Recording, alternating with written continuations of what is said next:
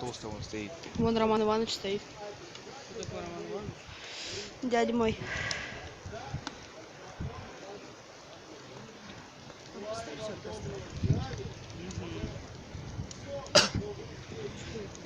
Может, рискнем?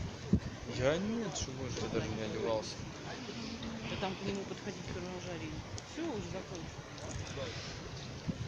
Какой же он ветер, посмотри. Борис, она такая не такой. Все, конец, поехали.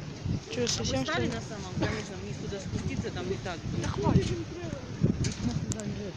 Ему надо, кто-нибудь заходит. Сейчас.